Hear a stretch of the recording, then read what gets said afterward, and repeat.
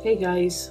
Now, following on from my last video where I spoke to you about my recent ADHD diagnosis at the age of 46, I wanted to make another video about the other thing that I was alluding to in that first video.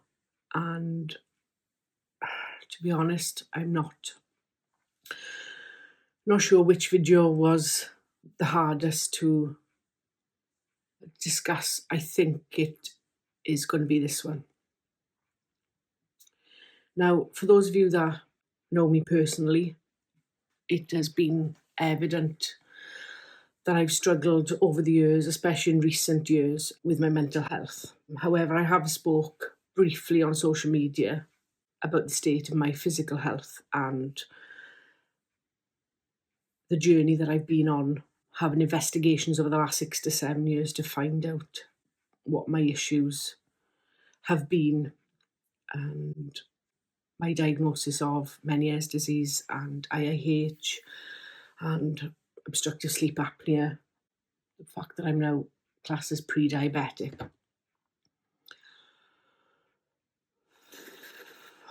Gosh, this is much more difficult than I thought it would be. Okay, here's the thing. Having had many neurologist appointments since I was diagnosed in March 2020 with idiopathic intracranial hypertension, my symptoms haven't improved, even with a very high dose of 2 different medications to lower the fluid around my brain. The pressure seems to still be high. I have been referred back to ophthalmology recently for additional pressure on the brain following an optician's appointment where they thought that it could be the first signs of glaucoma, which was really scary. But after going back to ophthalmology, thank goodness, they did some more investigations in the hospital, and thank goodness, it was just scarring from my optic nerve, from my previous papilledema episodes that I've had. So there's no new swelling there. They're going to keep an eye on the area now that both the opticians and the ophthalmology are going to keep an eye on that area specifically and look at to see if it's worsening. I'm having opticians appointments every year now, and ophthalmology is every 3 to 6 months. So going back to the neurologist. Sorry, this is really hard. I feel like I'm just talking and struggling to get to the point.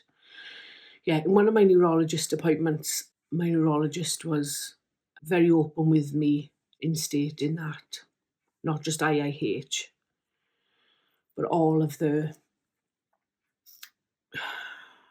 illnesses that I have are all to do with my weight. This isn't new information to me. It's not lost on me that all these things are exacerbated by my obesity, or probably morbid obesity. I've tried every diet over the years with little to no long-term effects. I lose weight for a short period of time and stick to it religiously, and then after a couple of months I just tend to fall back into the routine of my mental health is poor, so my diet suffers. Now I know a lot of it could be to do with ADHD and my sort of likelihood to have an addictive personality as well. So anyway, going off on a tangent. He asked me during this neurology appointment if I wanted to be referred to the weight management team so that I could be given a bit more support with losing weight. Now, these opportunities don't come up often, so I said yes, absolutely. But he also said that there was a long waiting list and that it could take a while. I didn't see anybody face to face. I had received a letter to say that I needed to attend a weekly weight management course online on Teams, like group therapy. where we would discuss the different types of hunger, nutrition and all that kind of stuff. And so I did that in January 2024. We lasted numerous weeks. I attended every session. So after that, I was then invited to my local hospital where they sat a group of us down. The majority of the people actually were in my group sessions to give us more information with regard to what the bariatric team within South Wales can do. They looked at the very different types of bariatric surgery, what a gastric bypass is more likely to be used, and why some people suit a gastric sleeve better. So those kinds of things. Now, just by attending this session doesn't mean that I was going to be referred back for bariatric surgery. They just wanted to give you the information so you could make an informed decision as to whether you thought that this was going to be a way forward for you. But also you'd have to go through a multidisciplinary sort of team meeting to see whether you were a good candidate for surgery. So in August, I saw one of the bariatric surgeons. He was lovely. He was the first person that I'd ever spoken to with regard to my weight loss that was empathetic, that was gentle in his approach. They took a history of all of my ailments. I also spoke with the nurse briefly that I'd seen in the group session, and he said that an appointment would come through for me to speak to a dietitian so I could talk to them about my current diet as it was then, and to see whether, I think all of these different people put together a sort of a portfolio of information about you, and I presume that the neurologist would be involved in that so that he could explain how or why this would be beneficial for me. So I had that appointment with the dietitian in October. It went really, really well. She was lovely. And then it was a waiting game. I had, on the 29th of December, I had a letter through that was dated actually before Christmas to say that the team had their meeting. They discussed my case at length, and that they felt that I was a good candidate for bariatric surgery, and that the surgery that they would suggest for me would be a gastric bypass due to my sleep apnea and my reflux because of the sleep apnea and the CPAP machine.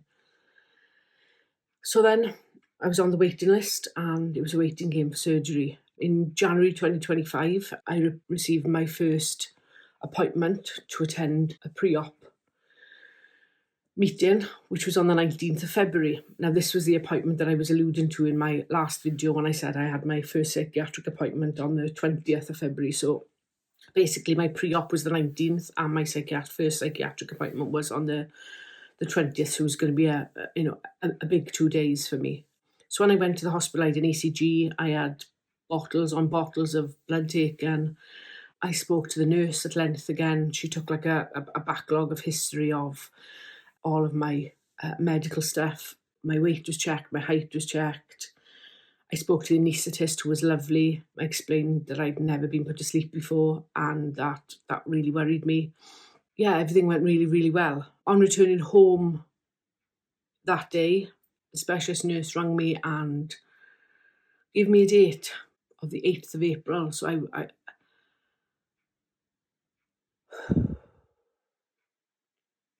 was amazing. Scary, but amazing to know that I could possibly start getting my life back. She also gave me the date, the 18th of March, which was the date that I was due to start my liver reduction diet. But me being me, I couldn't wait until the 18th of March. So on the 3rd of March, I thought I would try the liver reduction diet for a couple of days and see how I did with it, see how I'd cope with it. It was very restrictive.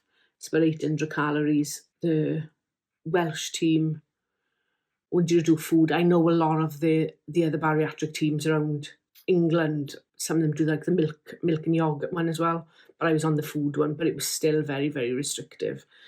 And I lost 9 pounds in the first week, so I just had to continue with it. The day surgery came, and I turned up at the hospital with my husband on the 8th of April, early as usual, because my ADHD brain doesn't like time and I need to be early for everything. Being on time, in my opinion, is late. I like to be there at least 15 or 20 minutes before I'm due to be anywhere.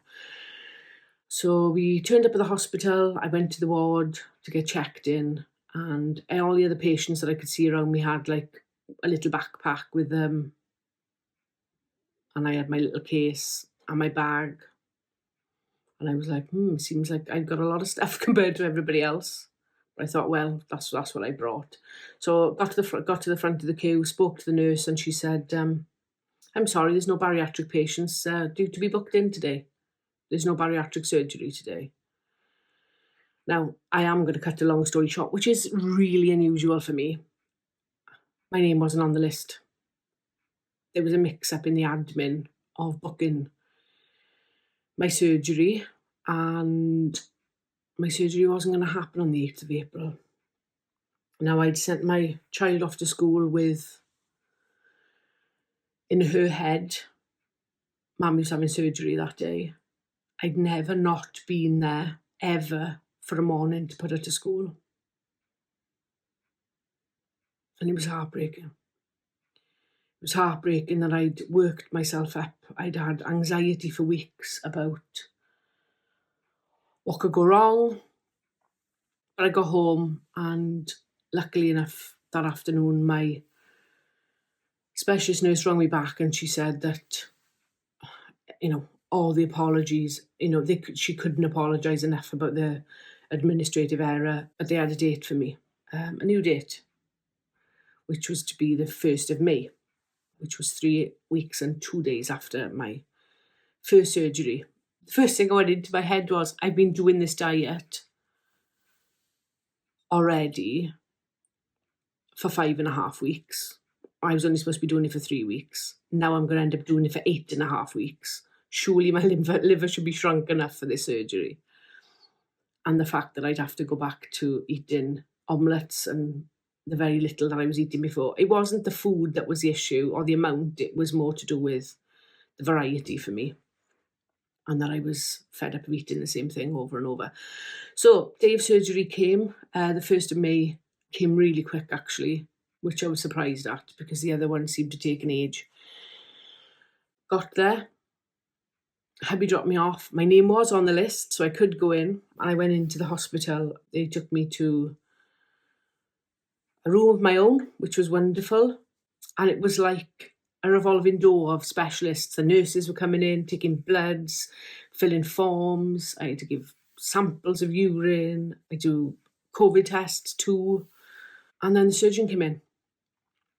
And then the anaesthetist came in. So it was agreed that I would be first to theatre at 8:45. I was really pleased about that. I mean, another ADHD thing, I think, is if I know I've got something in the afternoon, I can't do anything until that appointment comes. So to have the relief that I would be first down and not have to wait all day was wonderful, because I don't do well with waiting or queuing or anything. So all I remember was lying on the theatre table.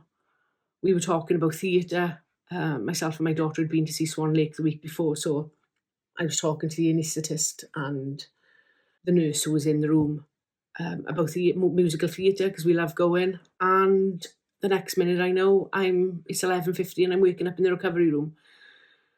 And I was home 24 hours later. Everybody was incredible. The surgical team, people who were in the theatre, the nurses and the staff in the hospital are just wonderful. But I was home and I only had pain for the first 5 days. I thought it was going to be a lot longer. I was a bit achy for another week after those 5 days. Biggest issue for me was going through the different stages of eating. The liquid, I didn't have any issue with just the liquid at the start. But when it got to the week 3 to week 6, when I had to go 2 weeks puree, 2 weeks soft food, because I didn't realise how much of an issue I had with food textures. Now, I have struggled with various food textures through the whole of my life since being a child, but I think the ADHD explains it, that the way things feel inside my mouth texturally is not good. So I really struggled. However, I am currently 7 weeks post-op and almost 8 weeks post-op. And I'm trying not to worry about the numbers on the scales. I'm back to eating solid food. I'm trying to introduce new things into my diet every day. I haven't tried things like lettuce or cabbage or anything fibrous yet, or skins on jacket potatoes or anything like that. I'm just trying to concentrate on getting my protein in, which is the most important, and drinking plenty and getting a little bit of exercise in now. I couldn't do very much for the first 6 weeks. I was sworn off any kind of like physical exercise or lifting and carrying and things. So all is going well now. The decision to have bariatric surgery is not one that I've taken lightly. I discussed it a lot with my family, with my husband and my daughter. And we agreed that the way my health has been deteriorating, my physical health has been deteriorating over the years, I'd just rather have a life than try and make life be in the way that I was. I was unintentionally endangering my own life with the way that I was going, and now hopefully I can lessen the effects of my health conditions. I'm really hoping that, I'll be able to reduce some of my medications, because currently with my bariatric vitamins that I need to take now and the ADHD medications that I'm due to start, I'll be taking 30 tablets a day, which is a lot. Also using a CPAP machine every night to sleep. It's a bind. I don't want to do that. It's not attractive. It's not comfortable. So hopefully there will come a time when I'll feel a bit better. Looking forward to the journey ahead. Physically, with my illnesses, I don't feel any different than what I did before surgery currently. Currently, I am 4 stone down since starting the diet in March, or just over 4 stone down. However, I'm noticing massive non-scale victories, and some that I won't get into on here because they're quite personal, but let's just say moving around is a lot easier when you're 4 stone lighter than when you started. So with my surgery recently and my late diagnosis of ADHD, it's been a bit of a time. I'm sorry I haven't been posting very much online with regard to the website and stuff. I haven't released any new products since like January or February. But I hope you can understand that there's been a lot going on and that I've had to prioritise myself, which I don't tend to do a lot.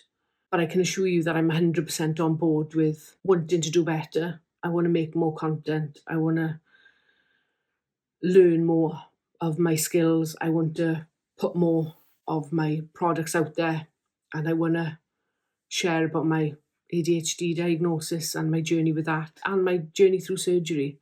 I just want to put a small disclaimer in though for the both of the things, and as a caveat, can I just ask that I'm in no way, again, like I said with the ADHD video, a bariatric surgery expert or in this referral or the process to surgery. Everybody's process to surgery is different. I know that in some parts of the UK, the journey to surgery is very long and time consuming, but I can only speak of my journey here in South Wales, and please don't compare your journey to what has happened to me. It's also not lost on me that being referred to and having bariatric surgery on the NHS isn't lost on me. It is a massive gift that I've been given, and please believe me, even those of you that know me know that I can quit things a lot. This is a lifeline for me and my family, and I have literally taken it with both hands and I am so grateful, and I'm doing everything within my power to make my tool work. It's not the easy option. It's a really tough journey. However, I'm embracing all of it, and I don't intend to waste the gift that I've been given. I'm very grateful to my new buddy. And also, if you can relate to any of this, if you are going through a weight loss journey or bariatric journey yourself, then please give me a like or a comment on this. And I'd love to know more about how you are coping with things. I mean, if we could share information or recipes or ideas, that would be ideal for me, because I think knowledge is power, and the more we can support each other, the better, really. I've also created some cute characters and artwork around both ADHD and bariatric surgery, so please keep an eye out for those products coming to the website soon. Thank you again to all my wonderful friends and family that have supported me through this journey. It's been really tough at times, and to my family, I was often hungry whilst I was doing the liver shrinkage diet. I haven't been remotely hungry at all since surgery. I'm actually eating to live now, not living to eat, as I had done for a very long time in my past. At the moment, I'm just glad that I'm here rather than possibly not being here in the near future with the way I was going before. But lastly, just to say to my very beautiful little family, this was for us. This was for us to have a better life and to make memories that we've been unable to make over the years due to my health. This is a promise to you both that I will try hard and we will see better times than we've seen. I told you both that I'd make you proud one day, and I'm really determined to succeed in that. So if you're willing to come with me, guys, I'm willing to share. These 2 videos have been difficult for me to make. I don't freely put myself out there. I understand that I'm not going to be everybody's cup of tea, and that these videos are probably really long-winded, especially this one. It was really difficult to get to the point in this video out of embarrassment and fear of judgment, I think. But I just want to be transparent, and I just want to say that it's okay. It's okay to talk about these things. It's okay to put it out there. Any of you that can help with suggestions on things I can try to increase my protein or exercise or whatever, I'd like to communicate with you guys and see what we can do to help each other. So with that being said, I can carry on talking. I can see we're a long way into this video now, but anybody that's struggling, I feel you struggle. I understand why we do the things that we do. I understand how we've got to where we've gotten. However, the journey isn't over. Actually, it's not the destination that's important, it is the journey. So let's bear that in mind and keep positive for the future. And here's to making better choices, hey? Thank you for watching, everybody. I'll see you soon. Take care, bye.